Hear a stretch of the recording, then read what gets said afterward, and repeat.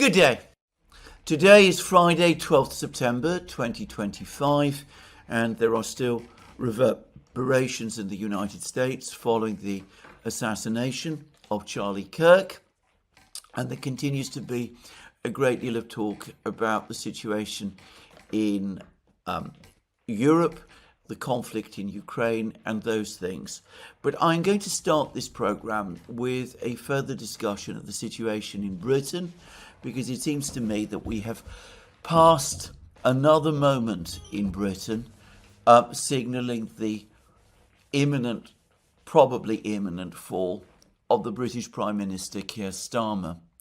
Now, it's fair to say that this September has been a particularly troubled month for Keir Starmer's government. A fact which, of course, those who follow this channel would find entirely unsurprising. But in quick succession, he's lost his deputy leader. He conducted a reshuffle, which appears to have convinced no one. And yesterday, he lost his ambassador to Washington, Peter Mandelson. Now, outside Britain, I suspect that Peter Mandelson is not a particularly well-known personality. This despite the fact that within Britain itself, his influence on British political life cannot be overstated. Now, I will do a quick rundown of it just to give people a sense, an idea of how great it has been and of what long duration it has been. I first remember Peter Mandelson appearing on the political scene as long ago as 1987.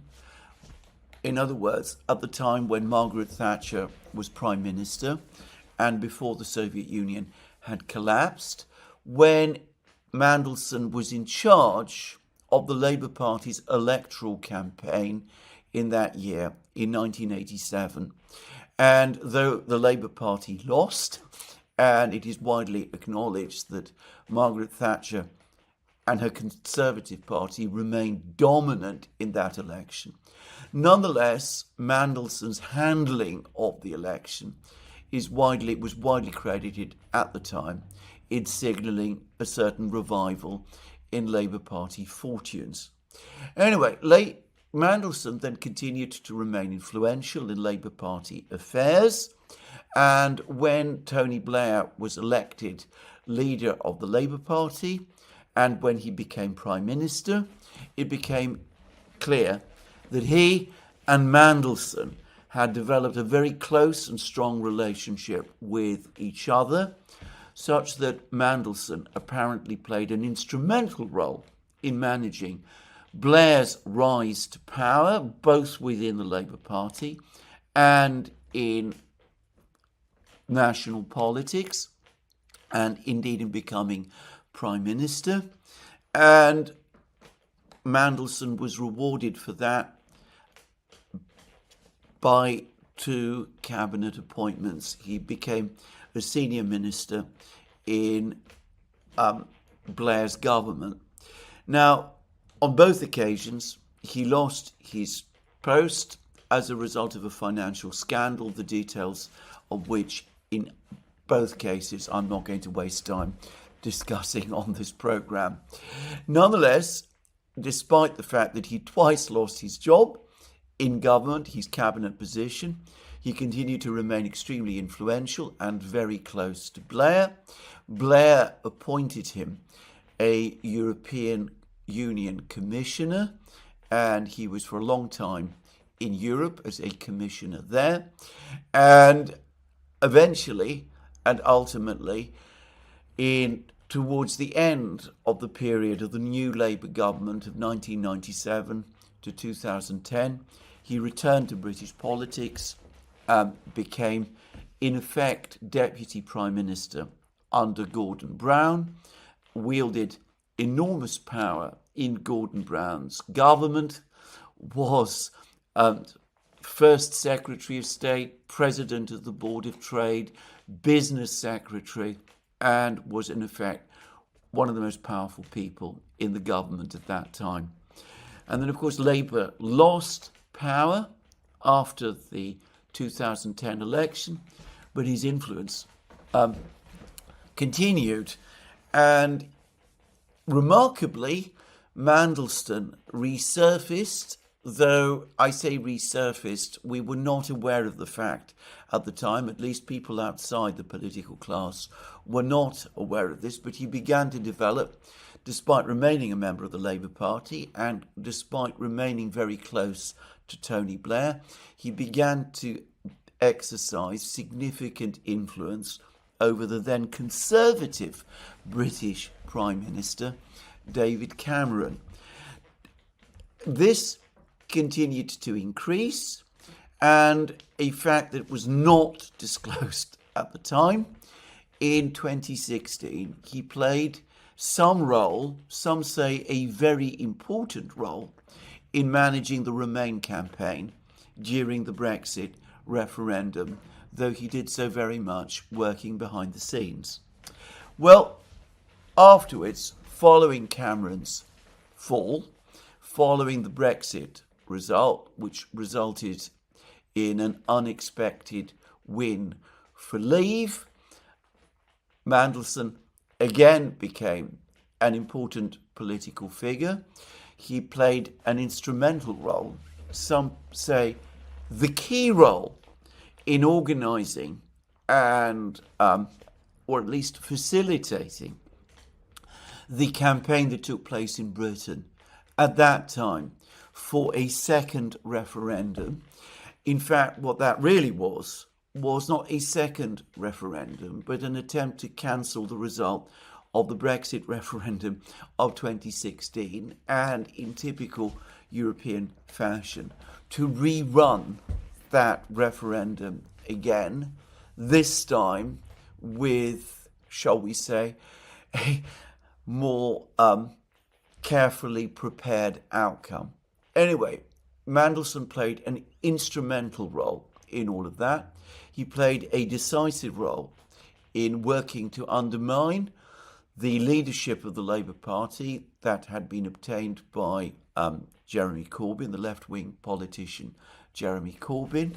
He was instrumental in securing the rise, first as Labour leader and then eventually as Prime Minister, of the current British Prime Minister, Keir Starmer. And Keir Starmer, who became as close to Mandelson as previous British Prime Ministers have been, rewarded Mandelson with the job of ambassador to Washington. And Mandelson, from his position in Washington, exercised significant influence over Keir Starmer and his government and its policies, and also exercised significant influence in Washington itself, and worked to try to develop some kind of relationship with Donald Trump. Well, that perhaps gives a sense of the duration and length of Mandelson's influence in British politics. Now, here I will say straight away that I'm strongly biased. I've never liked Mandelson at any time in his political career. I have never understood what achievement, all of this positive achievement, all of this influence has resulted in.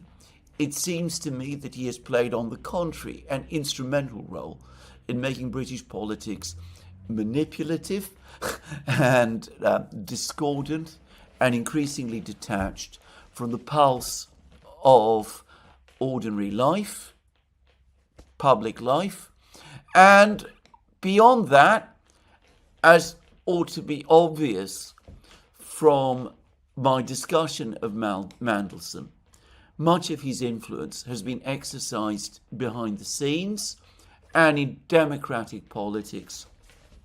That has always seemed to me, to put it mildly, extremely unhealthy. What I did not know, and what the vast majority of people in Britain did not know throughout this period, was that for a very, very long time, Peter Mandelson was also a close friend of Jeffrey Epstein. This is not something that I can say with confidence was discussed at all in Britain during most of this period when Peter Mandelson exercised so much influence in our domestic affairs. Now, I first learnt that Mandelson had a connection with Epstein a few months ago, 7 months ago, when he was appointed Britain's ambassador to the United States. And I remember being surprised that he was appointed ambassador to the United States, despite that connection to Epstein. And I was further surprised to learn that he actually stayed with Epstein. He was Epstein's guest in Epstein's New York mansion, the biggest mansion in New York, after Epstein had received his conviction. But no one, to all appearances, in Britain seemed to be particularly concerned about this. Anyway, over the last couple of days, it has become increasingly clear that the connection between Epstein and Mandelson was extremely close, much closer than we had been led to believe. This became a topic of British politics, and despite the fact that Keir Starmer, our Prime Minister, moved heaven and earth to keep Peter Mandelson ambassador, yesterday he was obliged to sack him. I say sack him. Apparently there were some suggestions to Mandelson that he might want to consider resigning from the post of ambassador. He apparently refused to do so. He remained confident that he had Starmer's support, and he refused to accept Starmer's clear desire that he resign. And so yesterday, Starmer presented apparently with a whole cluster of emails that had been exchanged by Mandelson and Epstein.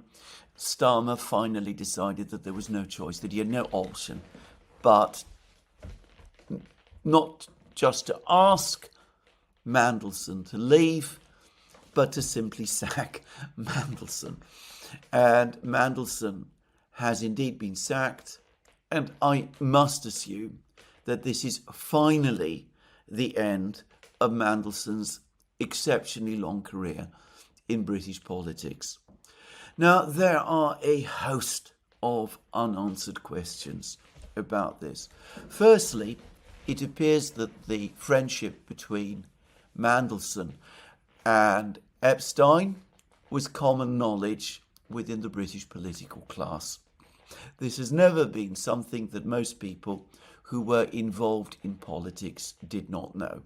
Starmer knew all about the friendship between Epstein and Mandelson when he first started to associate with Mandelson in the second referendum campaign, and when he continued to accept Mandelson's advice after Starmer became leader of the Labour Party.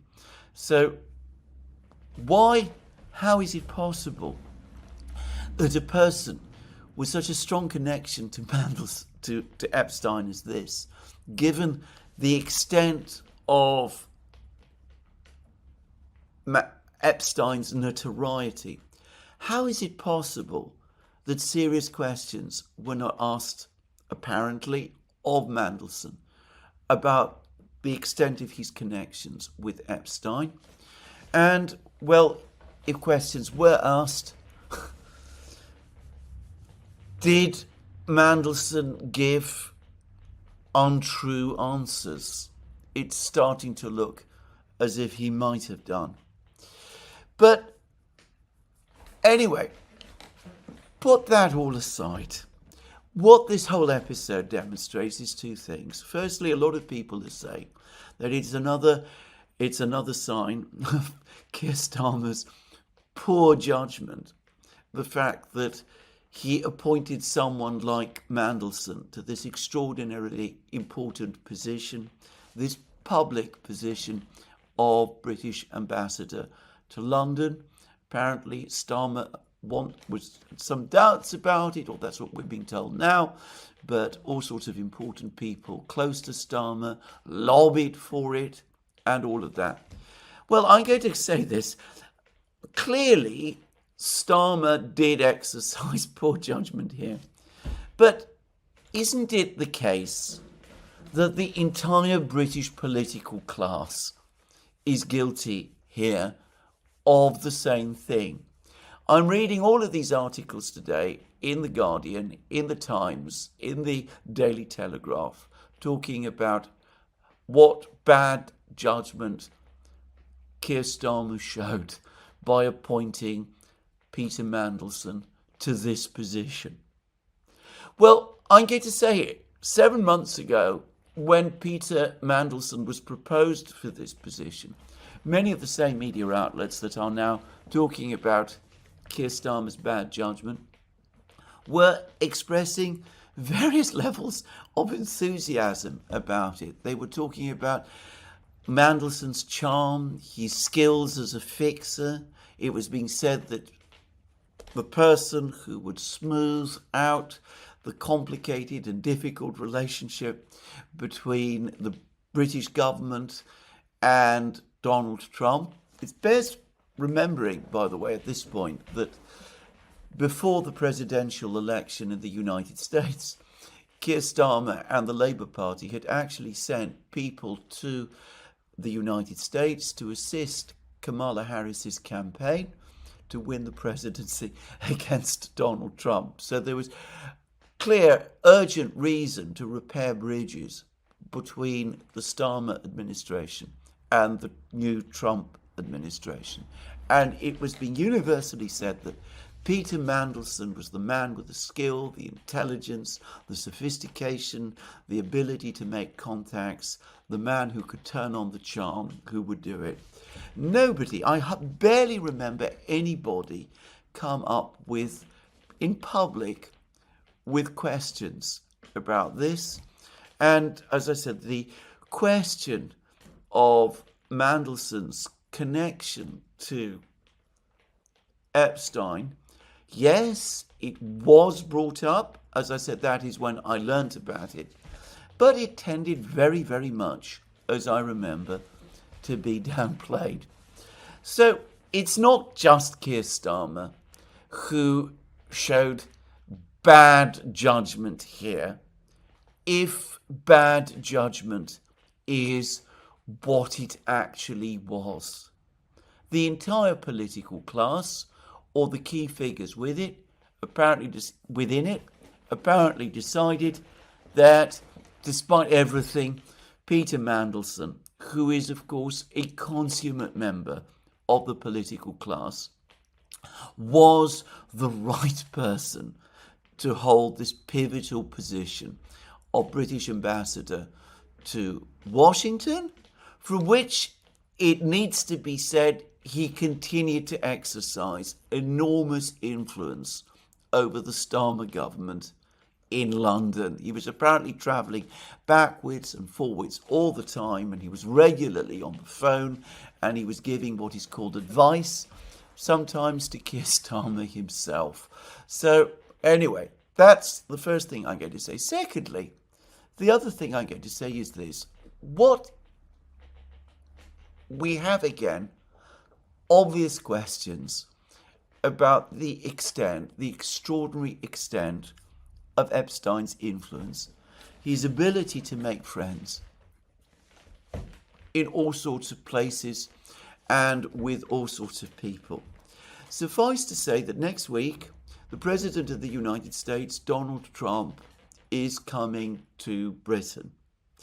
And over the course of that visit, if Mandelson had not stepped down, when President Trump would have met the king.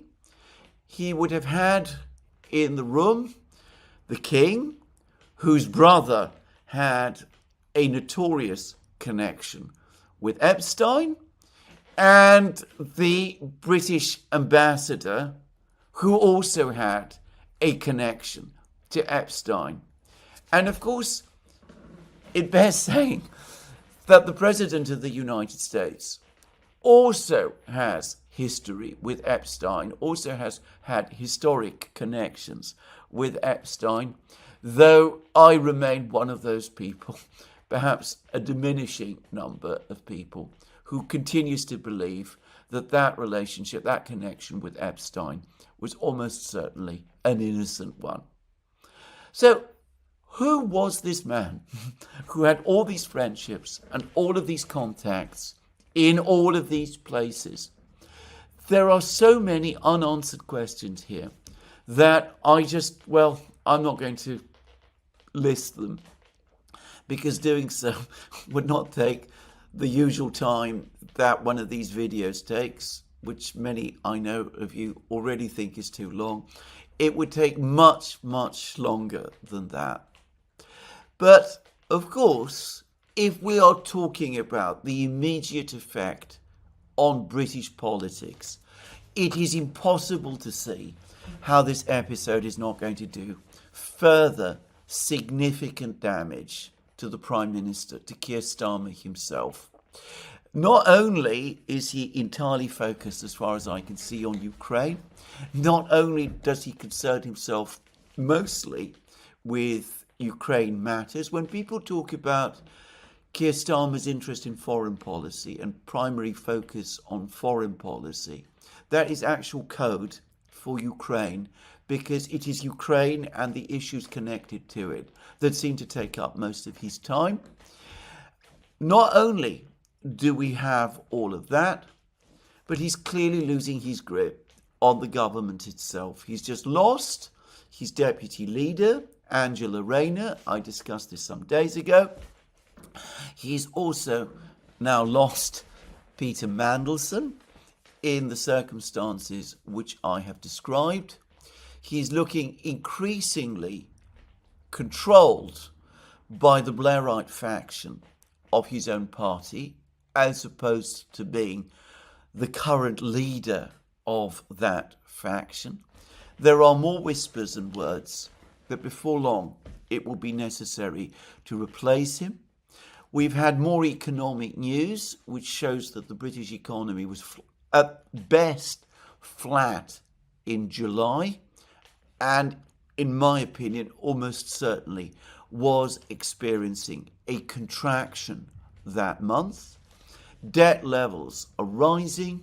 The government seems to have no plan as to how to balance or right the economy.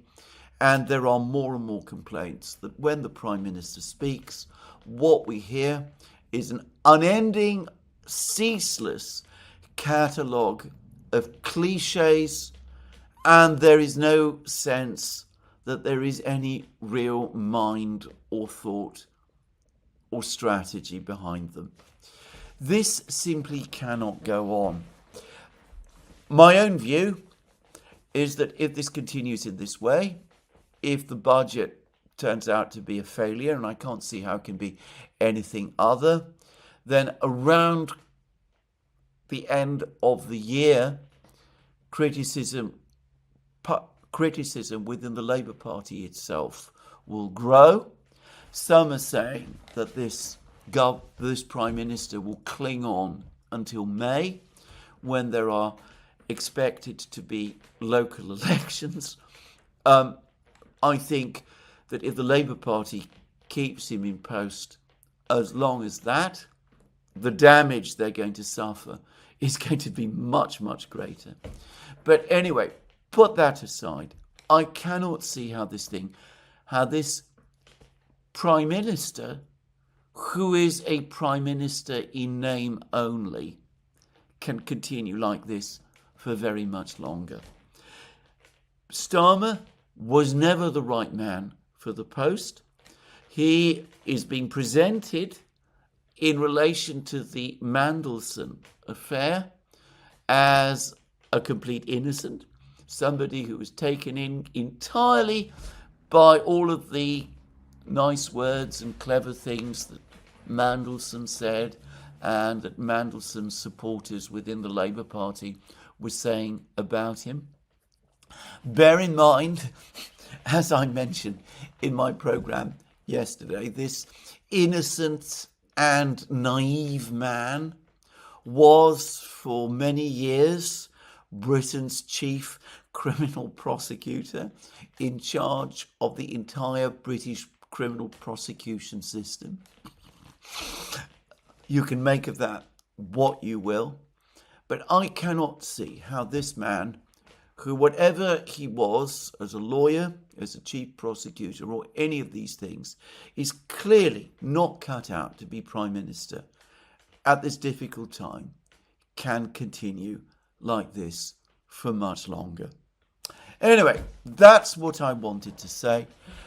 I think people in Britain will obviously be annoyed with Starmer, but my sense is that the totality of their annoyance and cynicism over the Mandelson affair will be focused not just on Starmer, but the entire British political class, who are, whether they pretend otherwise, who are unquestionably themselves implicated in Mandelson's latest scandal. Anyway, let's move on and let's now talk about other things. Let's return to the topic of the conflict in Ukraine, which is the perennial topic that dominates these programs. Now, let me begin again, and I say this with some surprise actually. Let me begin again with the whole subject of the so-called incursion of the Russian drones into Poland. Now, one of the things that I have not mentioned in my previous two videos, even though in fact it was already being talked about on the day that the drones entered Polish airspace, is of the complete and disastrous failure of the Polish Air Force and of the NATO air forces in shooting down these drones. Now, I say that I read on the day the drones entered Polish airspace an article in The Guardian lamenting the fact that out of 20 drones that had supposedly entered Polish airspace, the Poles and their NATO allies had only managed to shoot 3 or perhaps 4 down. In my first video, where I first discussed this, I said that all the drones had been shot down, and I said that in good faith because that was the commentary that I had been reading at the time. Well, it turned out that they only managed to shoot down 3 or 4. And over the last couple of hours, we have learned increasingly about the numbers of aircraft, the types of aircraft deployed across Poland to try to shoot down these drones. And they included F-35 stealth fighter jets and AMRAAM missiles were used. And the totality of all this activity, of all of this energy, was that even though these were simple, basic, non-stealthy decoy drones, remember, if they're decoy drones, they are designed to be visible to radars, because there's no point in making decoy drones stealthy or too stealthy, because if they are entirely stealthy, then by definition, they cannot be decoys. Anyway, despite the fact that these are slow-moving, simple, cheap, fiberglass or plastic drones, not especially stealthy, apparently there was an almost complete failure to shoot them down. Now, a number of people have written to me and have said that it would not even have been necessary if the Ukrainians had wanted to stage a false flag to refurbish these drones and to fly them into Polish airspace. They could have been quietly smuggled in and left on the ground for the Poles to find. And that is true. But in all honesty, here, I don't think that that is what happened. The Belarusian authorities say, and there is no doubt about this, that they alerted the Poles to the fact that drones, Ukrainian and Russian, appeared to be heading towards Polish airspace because they'd been thrown off their course as a result of electronic jamming. The Belarusians, I am sure, would have done that with Russian agreement and knowledge.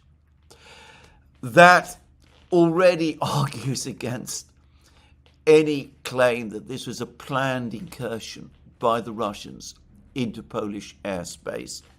But my point here is that that appears to confirm that some, at least, of these drones were definitely in the air. And what I think clinches it is this admission that NATO, Poland, proved completely disastrously, abjectly unsuccessful in shooting these drones down. There is a article about this, a long article about this in Unheard, the centre-left British magazine. The title of the article, How Putin is Conquering Poland.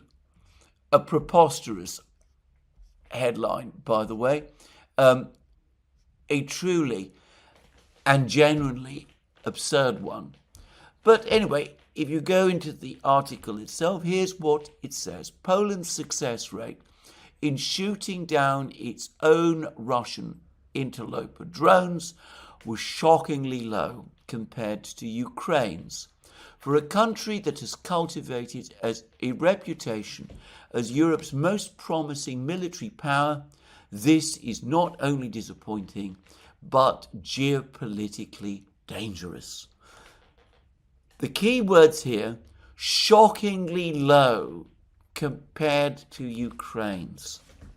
So, the Poles were mostly unsuccessful shooting down Russian drones, these very simple, basic decoy drones. The article doesn't mention that other NATO powers also apparently deployed aircraft, fighter jets, F-35s, apparently the Netherlands did, to try to help to shoot down these drones, and they don't seem to have been very successful either. But notice the words, shockingly low compared to Ukraine's. Well, to me, that immediately begs an important question, because the only grounds we have for thinking that the Ukrainians are more successful in shooting down drones and indeed missiles than the Poles were is that the Ukrainians claim that. It is the Ukrainians who are telling us that they are extremely successful in shooting down Russian drones. It is they who say that they managed to shoot down 90% of the geran and other drones that the Russians launch against them, sometimes much more than 90%. There's never, to my knowledge, been any independent confirmation of this. What happens is that the media in the West simply reproduces the claims that the Ukrainians make about this and assume that because the Ukrainians say it, it must be true. Is it, however, actually true? Is it really the case that the Ukrainians are able to shoot down 90% plus, sometimes 99% of Russian drones that enter their airspace, whilst the Poles can only shoot down 20% of those drones. Could it be that the Ukrainians are massively overstating their success in shooting down Russian drones?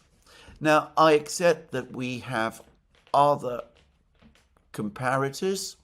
The Iranians have launched drones at Israel, and though some of these drones, some of these geran type drones, Shahid drones, original Shahid drones, have indeed managed to get through. They've done so in relatively small numbers. The great majority of them do appear to have been shot down.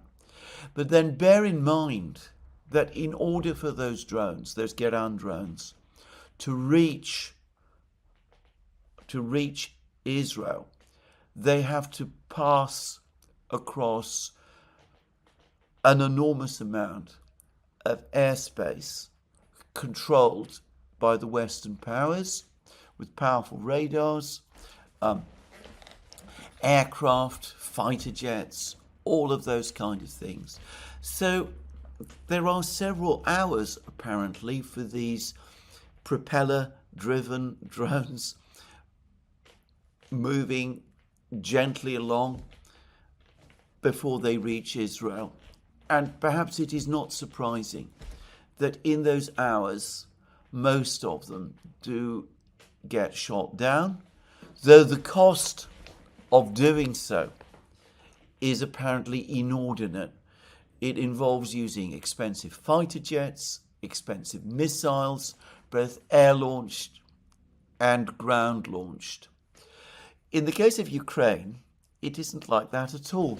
Ukraine borders Russia. The Russians, obviously, are in physical possession of significant territory within pre-2014 Ukraine.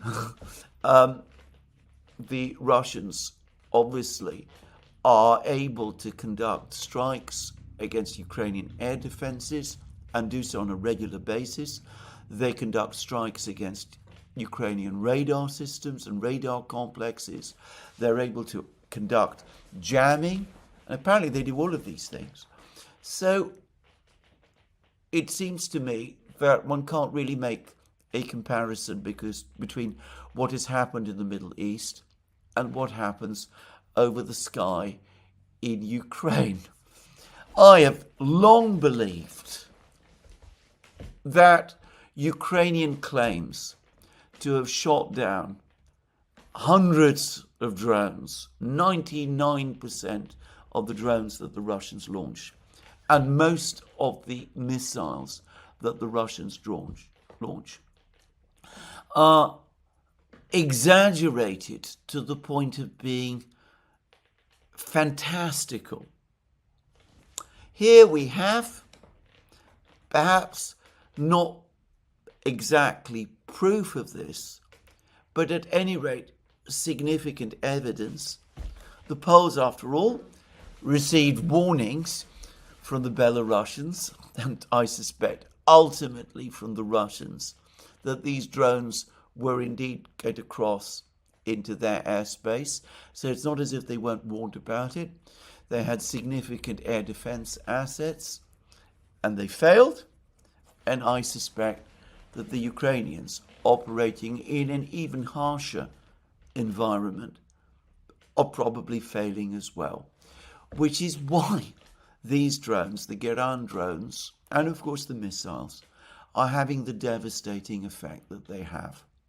Now, I accept, again, that this is an inference that I am drawing, and some people will no doubt come back and will say that I'm overstating things. It's not really quite the same. Poland faced problems that Ukraine doesn't have. Poland doesn't have the experience that Ukraine does, and all those sort of things. But I think the point does need to be made.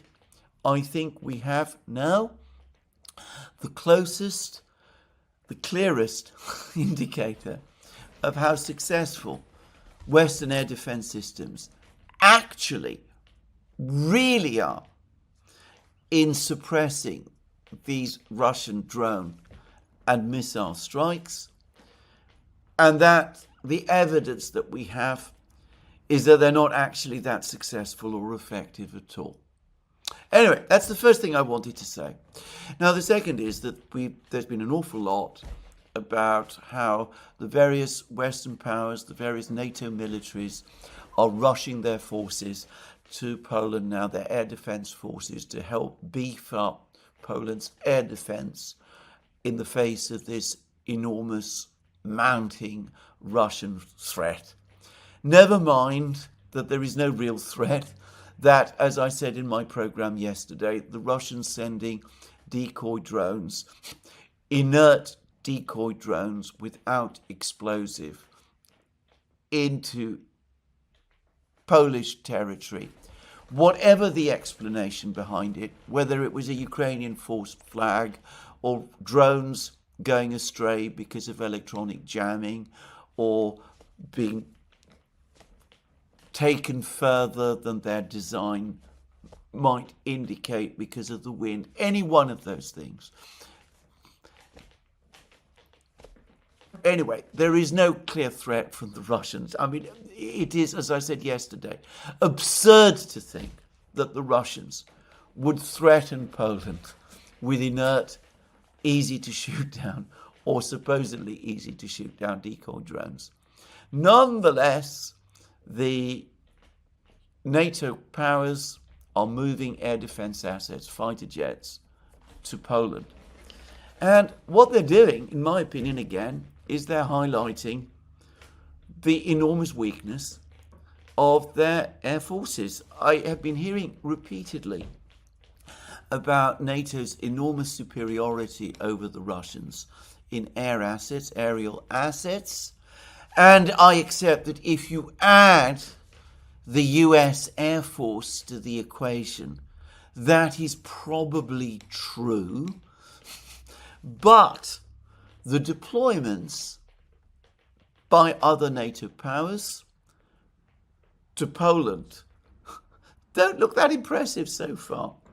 I noticed that France, Emmanuel Macron, the man who wants to send French troops into Ukraine itself, the number of Rafale fighter jets that he's sending to protect Poland, to defend NATO's eastern flank, the number of those, numbers 2. Just 2. 2. They are supposed to be the great deterrent that is going to have the Russians quaking in their boots. Fortunately, as I said, the Russians have no reason or plan to attack Poland. But if they did, the scale of these deployments simply emphasizes the reality of Western weakness, not Western strength. Now, going beyond that, there's been a huge amount of debate and discussion and commentary about the fact that the Russians are currently conducting a major exercise in Belarus. I don't know the size and number of the troops involved. It is the Zapad 2025 exercise. Zapad exercises, Zapad means west, by the Russian military are regular occurrences. They usually take place every 4 years. By far the biggest, and one I remember very well being discussed with all kinds of comments and concerns and fears, was Zapad 81.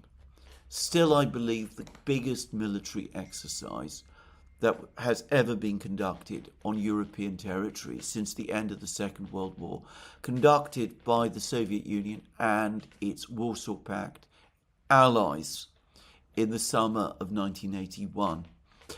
I don't myself think that there is anything of any particular significance about Zapad 25 that is taking place in Belarus.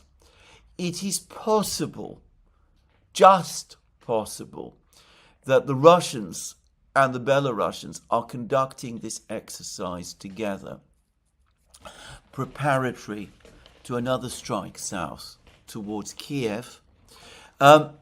I ought to say that in 1968, the Soviets conducted a number of major military exercises preparatory to their invasion in August 1968 of Czechoslovakia, where they took action to suppress the Prague Spring. And that advance into Czechoslovakia was hidden initially behind one of these exercises. I mentioned Zapad 81, which took place in the summer of 1981. That exercise was almost certainly planned years in advance, but again, there was some reason to think at the time, and to some extent since, that the sheer scale of that exercise was intended, at least to some extent, to intimidate the communist government in Poland at a time when the independent union, Solidarity, was a significant force in Poland. And of course, in 2022, the Russians and the Belarusians conducted a series of exercises in Belarus, and those exercises, as it subsequently turned out, were indeed preparatory to the Russian advance on Kiev, which took place in February of that year. I don't myself think that this is likely to be the case with this exercise in Belarus now. For one thing, President Lukashenko of Belarus has just had a friendly meeting with an American delegation. I will come to that shortly. And the Americans are now easing some of their sanctions on Belarus. I will discuss that shortly as well. And I can't imagine that Lukashenko imagines or intends that the Russians are going to conduct an advance on Kiev from Belarusian territory at the very same moment when he's talking to the Americans in this friendly way. But anyway, some people are linking this exercise, Zapad 25, with these drone incursions for obvious reasons. I think this is clearly wrong. And there is talk that 40,000 Polish troops are being assembled to prepare in case there is advance into Poland by this Russian force, presumably in Belarus. All I will say about that is that I don't myself think that any such danger exists, but if it did exist, given the realities, the military strategic realities now, the idea that the Poles would be a match for the extremely experienced and well-organized Russians now is perhaps a foolhardy one. Fortunately, I don't think any threat to Poland exists. And I would have thought, again, that if the Poles are really concerned about such a threat, then they should do what I discussed in my program yesterday. They should accept the Russian offer, get together with the officials of the Russian Defense Ministry, discuss this drone incursion, discuss the military exercises in Belarus, find out what exactly it is that the Russians are thinking of doing, and remain calm. To my mind, none of these exercises mean very much. The drone episode doesn't mean very much. The way some people are using it, obviously to escalate tensions, is extremely reckless and unwise, all the more so as the drone incursion has exposed the weakness of NATO's air defences. Anyway, let's move on to other things, and let's talk about that American trip to Belarus, because this is apparently quite a high-level meeting, and the Americans came bearing a friendly letter from President Trump to President Lukashenko. Trump has referred to Lukashenko as the very respected president of Belarus, something which will make some European leaders choke, by the way. They can't stand Lukashenko. They regularly refer to him as the last dictator in Europe. The way has been smoothed by an amnesty that Lukashenko has conducted of some people who were held in prison in Belarus. I'm not going to pretend that I know very much about the details. But the key thing to say about this trip is that the Americans came and informed Lukashenko that the United States is going to relax some of its sanctions on Belarus. And the key step that it's taking is that it is going to restore air links, direct air links between the United States and Belarus. So once again, in theory, Belarusian civil aircraft can fly directly to the United States. Now, there's a number of things to say about this. The first is that, for the moment, it seems to me that this is just a theoretical lifting of the sanctions, because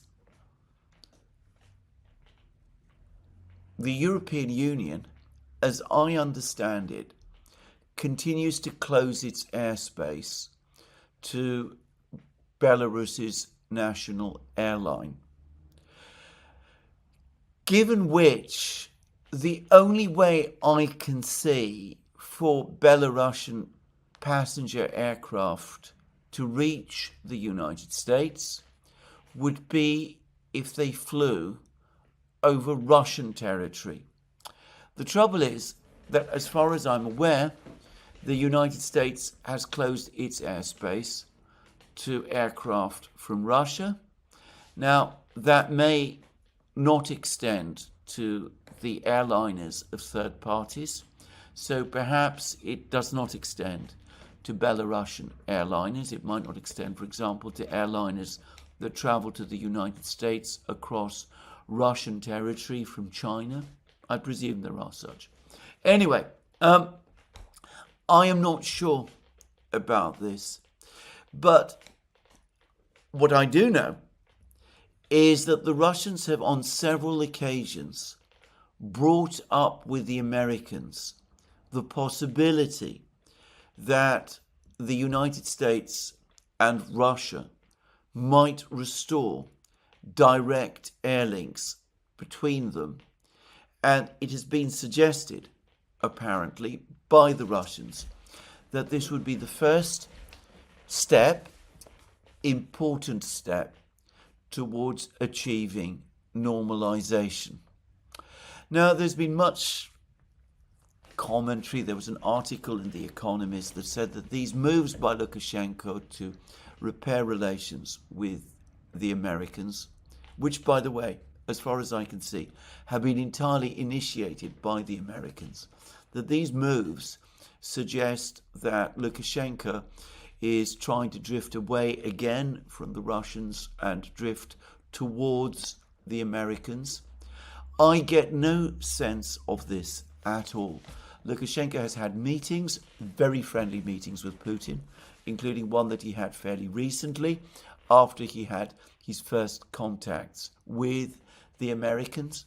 Lukashenko has, by his own admission and by admissions that have now appeared in the American media, acted as a back channel, has provided a back channel between the United States and the Russians.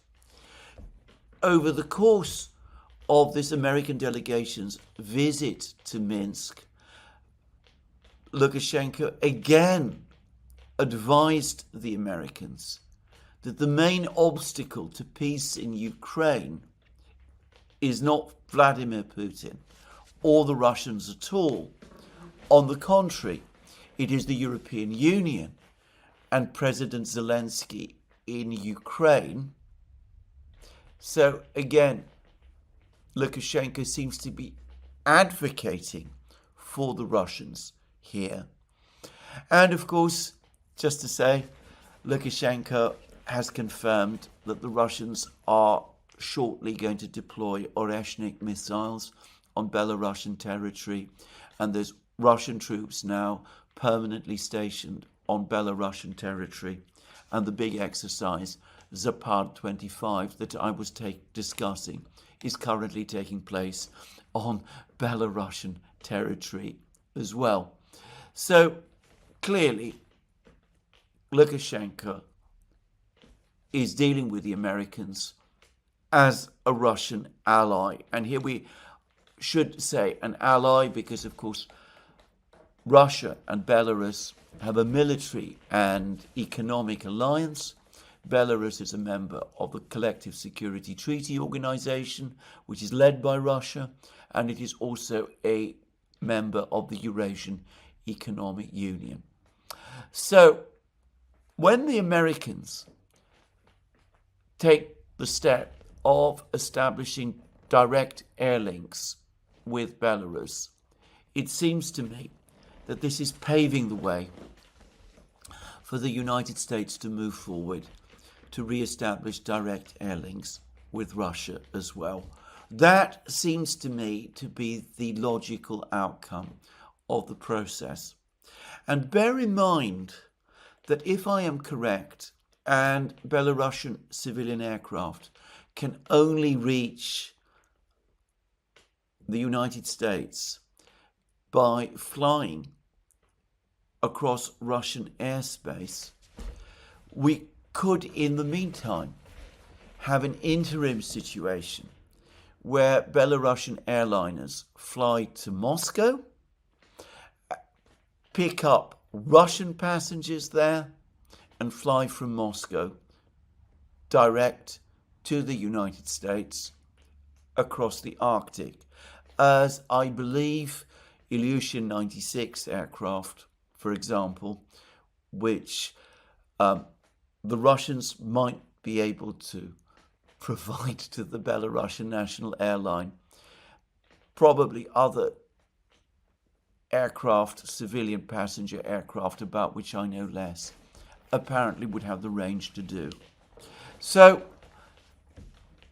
already this looks like establishing a direct air link between Russia and the United States, circumventing the European Union. Now, and circumventing the European Union's own sanctions. Now, it needs to be said that since he became president of the United States, Donald Trump has not actually, so far, imposed any major sanctions on Russia. He's not really gone beyond what Joe Biden and Biden's administration previously did. There have been some American sanctions under Trump, but they're basically exercises in tightening up sanctions that were already there. The US has actually pulled out of certain other sanctions. It's pulled out, for example, from the G7 oil price cap. on deliveries, on transport by ship of Russian oil.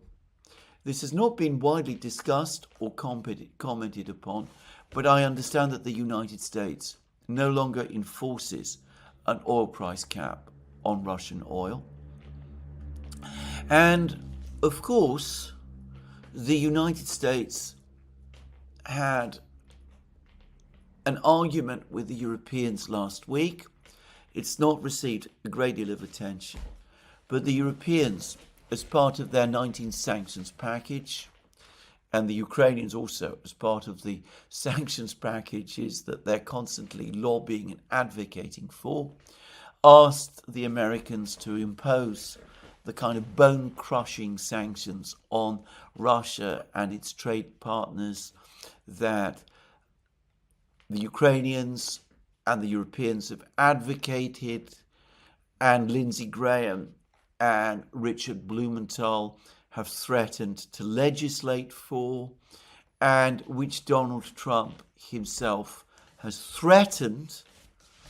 But the Americans, Donald Trump himself, apparently told the Europeans that the Americans would only impose on the Russians and on Russia's trading partners sanctions of that kind if the Europeans did the same, if they also were prepared to impose 100% tariffs on China and India and stop entirely all purchases of Russian oil and Russian gas. And as the Wall Street Journal has said, and as I discussed in my program yesterday, the Europeans have said no. It would be devastating for the European economy, especially in its current condition, to do something like that. And anyway, they have held back from doing it. So it looks as if the Americans are not going to impose anything like the kind of bone-crushing sanctions. Donald Trump, as I've already said, now has the perfect answer to Lindsey Graham's demands for these kind of sanctions.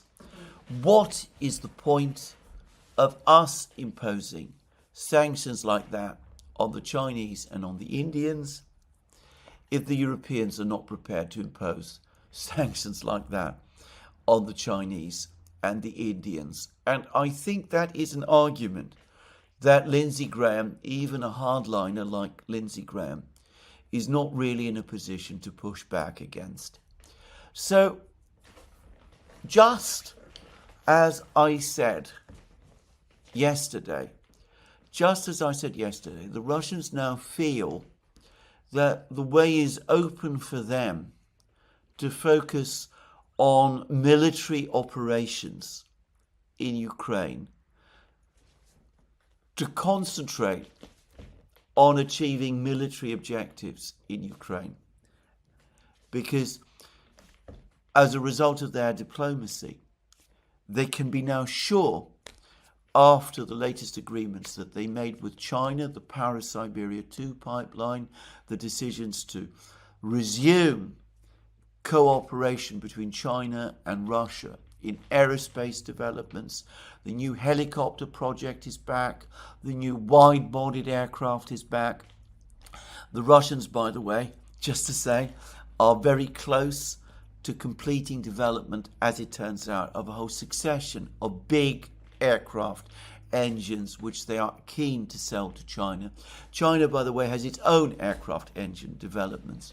They are both working also, it seems, on all kinds of other things like chip development. This is an important topic which I will touch on in a future video. All of those things. Just as the Russians feel that the pressure from their allies is off and that they are insulated, therefore, against sanctions. The Russians have now provided us with a brief, very brief readout of the emergency BRICS summit meeting, which took place on Monday. And it does seem as if that BRICS meeting really was focused on addressing the problems of sanctions and tariff pressure. More interesting than the Russian readout, which was not very informative other than telling us basically that, was the photographic study that the Russians published of the meeting. And it showed that it was indeed a virtual meeting and that Putin participated and Lula participated and other leaders participated, and one of those leaders who participated was Xi Jinping. There's a photograph in which we see Xi Jinping speaking over the course of this BRICS summit meeting. And of course, in any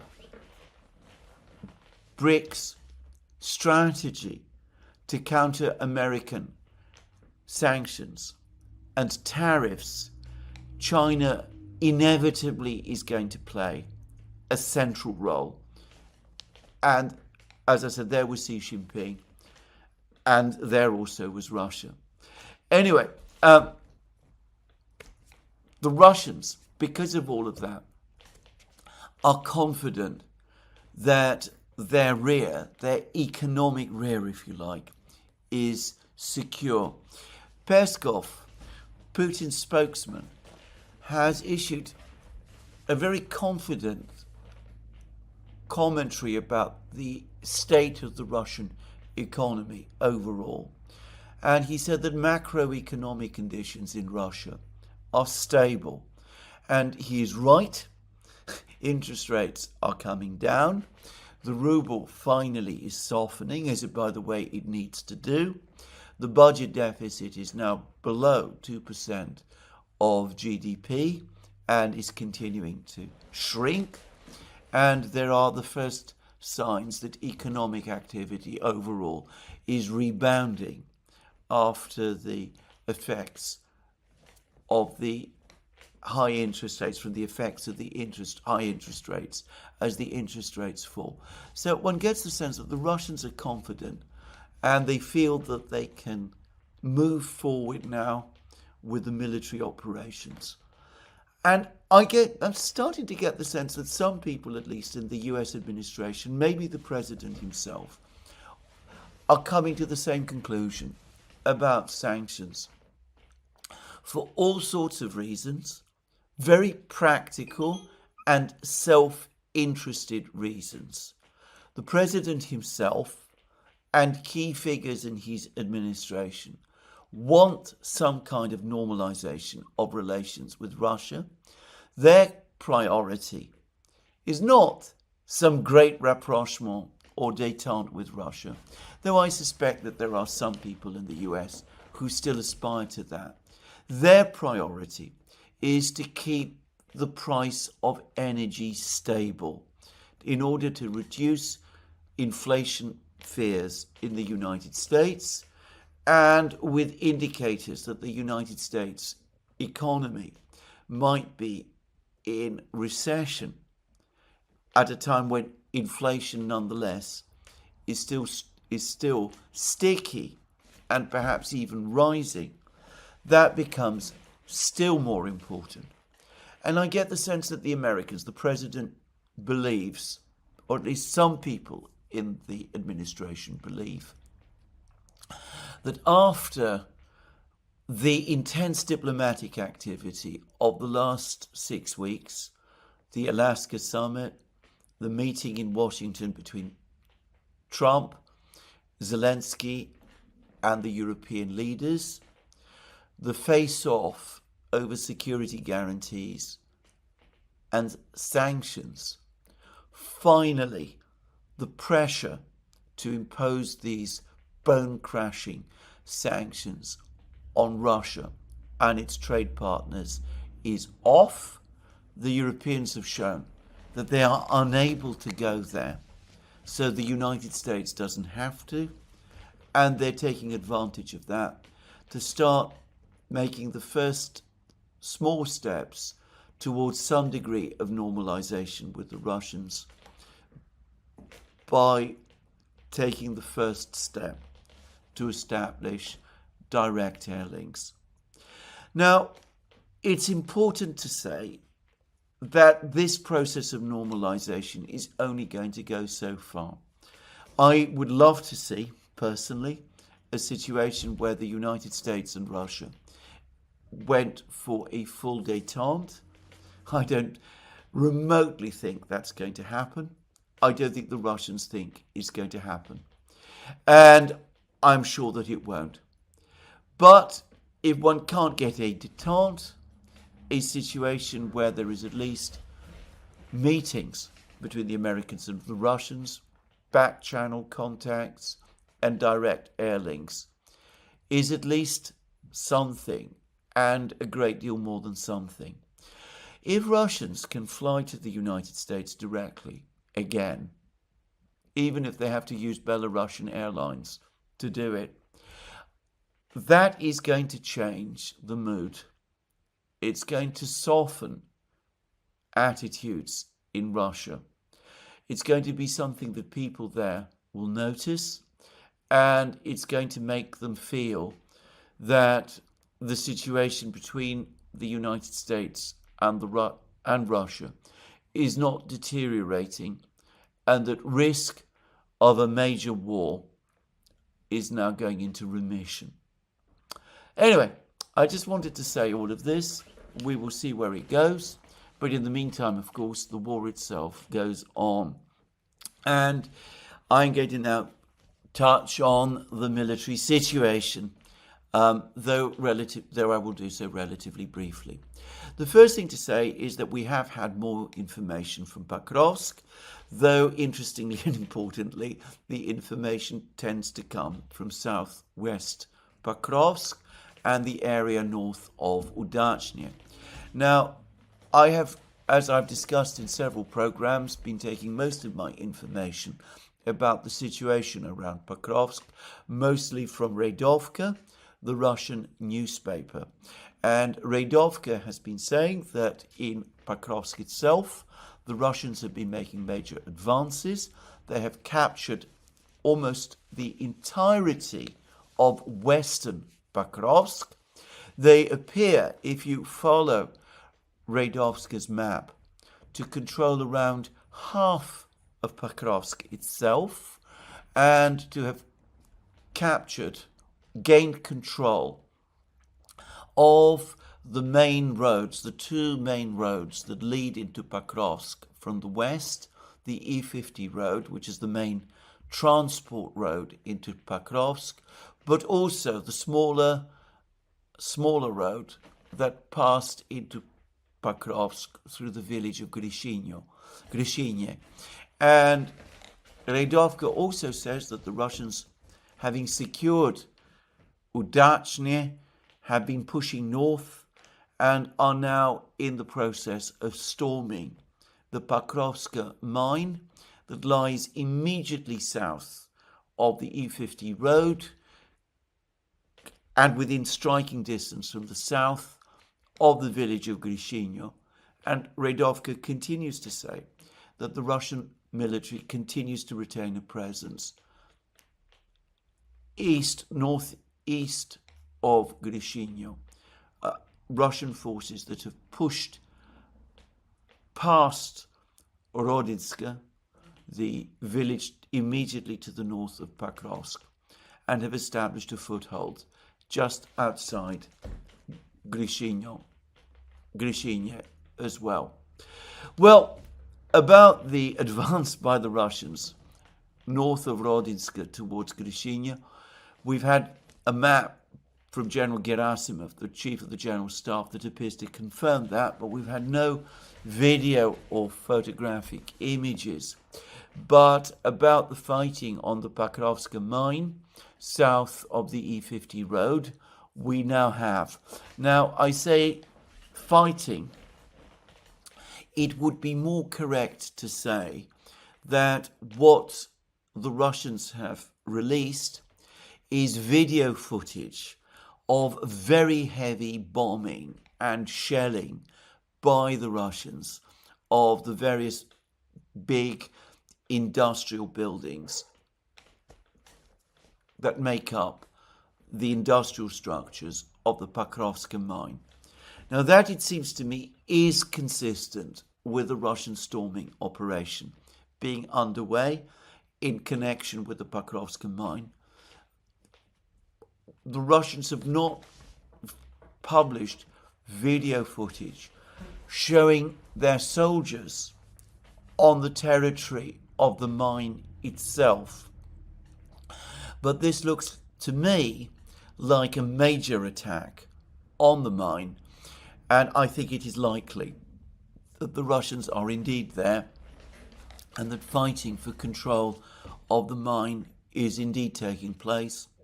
And to say it simply, I believe that in the next few days, probably, the mine will fall and the Russians will be in a position shortly after to cut the E50 road and to advance on Grushinya from the south.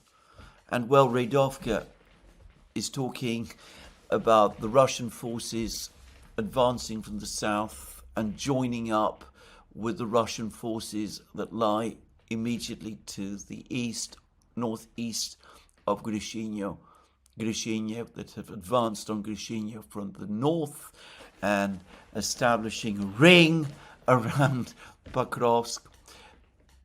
Perhaps that's going a bit too far. I don't know how strong the Russian forces outside Grushinya are. And of course, I'm not even absolutely sure that they are even there. There has been no video footage of it. But it does look as if the battle for Pokrovsk is intensifying. And on balance, I believe Radovska's claims that the Russians are indeed in control of around half, the western half of Pokrovsk, and that they will soon be in control of more of it as their grip on the town tightens. Now, in the meantime, we're having lots of claims about intense fighting in the area of the Russian breakthrough, northeast of Pokrovsk, in the area of Zoloty Kolodyas, Kucherny Yar, Vladimirovka, all of these places which the Russians captured in August. Syrsky and Zelensky have concentrated many of Ukraine's best brigades in this area, and it would seem that the major priority for the Ukrainians at the moment is to try to roll the Russians back in this area. And everybody acknowledges that the Ukrainians are suffering terrible losses. I discussed this in my program yesterday. Their forces are out in the open and are easy targets for the Russian drones. The Rubicon drone group is very active, apparently, here. And so, it seems, is the Russian Air Force. So, the Ukrainians are suffering very, very heavy losses. And yesterday, I spoke about how Deep State, the Ukrainian mapping project, appeared for several days to go silent. Well, yesterday, they reappeared and they showed significant territory in this area in northeast Pokrovsk, not exactly under Ukrainian control, but in the grey zone. In other words, contested territory being fought over between the Ukrainians and the Russians. There's a complete absence of any corroborating video footage, and the Russians themselves are almost completely silent about what is going on here. Now, I am not there, just to say this again. I don't know myself exactly what is going on. Some days ago, Radovka claimed that the Ukrainian counterattack in this area had been defeated and had been repelled by the Russians after heavy losses. But we have these continued claims from the Ukrainians that the counterattack, on the contrary, is still underway. My best guess is that there is enormously heavy fighting going on here, and that the Russians are taking advantage of this fighting to grind the Ukrainians down. But there is also another aspect, I suspect, to this battle, which is that the Russians are using this area, northeast of Pokrovsk, to attract and pin Ukrainian forces, big Ukrainian brigades, so that they do not instead go to the real area of the actual big Russian breakthrough, which is within Pokrovsk itself. So that the Ukrainians are left fighting bitter battles to control places like Zoloty Kolodyaz, which according to the Russians they only partially control, and Kucherny Yar and Vladimirovka, even as the Russians enlarge the territory that they control inside Pokrovsk and gradually work up their way to capture the Pokrovsk mine and move towards cutting all the main big supply roads and prepare the battle for not just the capture of Pokrovsk, but basically for the destruction of the greater part of the Ukrainian forces that are defending Pokrovsk and are counterattacking on this territory on the northeast of Pokrovsk.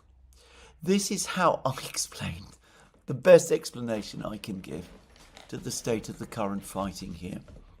It is not correct, as some are saying, that the Ukrainians hold the initiative. They may be attacking, but the strategic initiative, if you prefer, remains decisively with the Russians. Now that's Pokrovsk, and as I said, it's a complicated battle, and to repeat again, I am not there, but that the Russians control Udachny and that they are shelling and bombing the Pokrovsk mine. Of that, there is no doubt. We have video footage to confirm it. Now, lots is taking place in all sorts of other places. The remorseless Russian advance towards Zaporozhye, the city of Zaporozhye, and the Dnieper River from the east continues. And it looks now as if the Russians are preparing for an attack on a village called Nikolaevka, which is located very much in this area. And all of this appears to be happening as the Russians also prepare for an attack on the village of Veliko Mikhailovka as well. Now, all of these places, I should say, are on my map of Zaporozhye city, the area around Zaporozhye city. And, well, there are also reports that the Russians are now moving closer and are working their way towards the road that passes from the town of Pokrovsk, not to be confused with Pokrovsk, by the way. The town of Pokrovsk, the supply road from Pokrovsk to Gulia Polye, and that south of Zaporozhye itself, they've made significant progress in their assault on the fortified town of Stepnogorsk. So this is an interesting battle, and it does seem to me that events are starting to suggest a likely battle at some point, maybe in the autumn, the late autumn, early winter, which could bring the Russians close to Zaporozhye city itself. Now, if that happens, it will be a crisis moment in the war.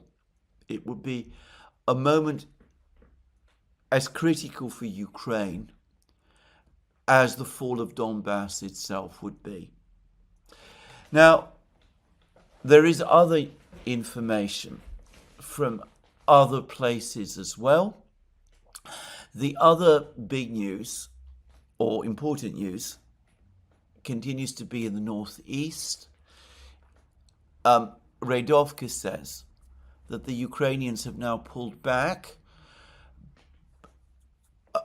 to a road very much in the south of Kupiansk. It seems to me now that the Russians control around 70% of Kupiansk, and that the fighting in Siversk appears to be intensifying. The Russians are now bombing Siversk, again in ways that is consistent with an assault being underway in Siversk itself, that they're bombing Siversk. And it does look like a storming operation is indeed underway there. In addition, the Russians themselves have released video footage which shows Russian strikes taking place in a kind of farm complex immediately north of the village of Yampol, west of Siversk. That suggests that claims made a couple of days ago that the Russians have reached Yampol might be exaggerated, but it does look as if the Russians are indeed very close to Yampol. Again, it looks to me that not only is Siversk likely to fall fairly soon, but that the Ukrainians should now be thinking of retreating from there. And there was an article again in Radovka which said that if they don't retreat now, accepting that whatever heavy equipment they have left, they have no real choice now but to leave behind them in Siversk, that if they don't retreat now, they really do risk encirclement and at best capture, at worst even worse things, trying to flee across the fields, again hunted by the Russians and their drones. So we could see how every day the pressure grows. And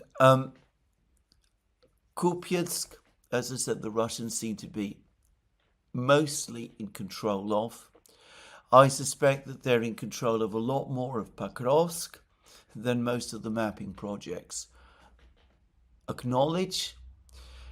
And the Russians are continuing to advance remorselessly towards the city of Zaporozhye itself.